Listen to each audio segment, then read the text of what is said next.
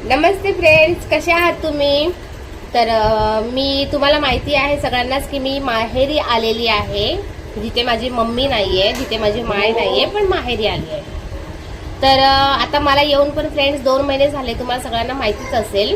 आणि माझी आता 10 तारखेची तिकीट आहे. मी पुन्हा चालले घरी गावाला. तर असं झालं की मम्मीकडचं म्हणजे आल्यानंतर बरीचशी कामं जी होती, म्हणजे काय टाकाऊ सामान होतं, जे ठेवायचं सामान होतं, ते सगळं छाटून मी सगळं बाजूला केलं. काही भंगारवाला दिलं, तर काय व्हिडिओ तुम्ही बघितले पण असतील, काही ठेवून घेतलं. आता तुम्हाला काय सांगू, ह्या पोरी आहेत, त्यांना काय एवढं दिमाग आहे नाही आमच्या घरामध्ये. आणि आमच्या घरामध्ये असं कोणी मोठं आहेच नाही, म्हणून मला गावावरून यावं लागलं. कारण मम्मीला आता 3 महिने म्हणजे 4 महिने आज मम्मीला बरोबर 6 तारखेला 4 महिने पूर्ण झाले.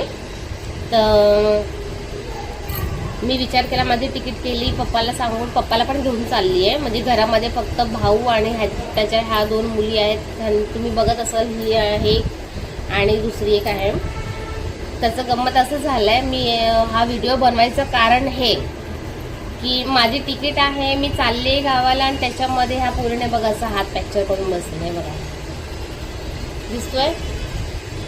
आणि हे असं झालंय ना फ्रेंड्स की हड्डी सरकली आहे. आणि आतमध्ये आहे ना, ऍक्च्युली तुम्ही बघू शकता, हे बघा आतमध्ये हे व्हाईट म्हणजे पूर्ण प्लॅस्टर, हे 2-3 दिवस ना इथपर्यंत प्लॅस्टर होतं. तर हा प्लॅस्टर काढला आणि आता थोडं कमी केलाय थोडासा.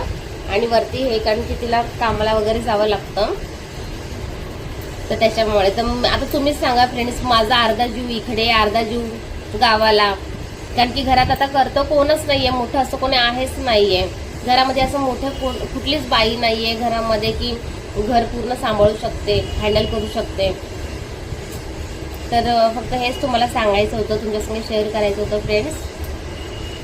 तर फक्त मला सपोर्ट करा फ्रेंड्स, आणि मला सबस्क्राईब करा, मला लाईक करा, मला कमेंट करा. मला फक्त तुमच्या सपोर्टची गरज आहे, बस, अजून काहीच नको आहे.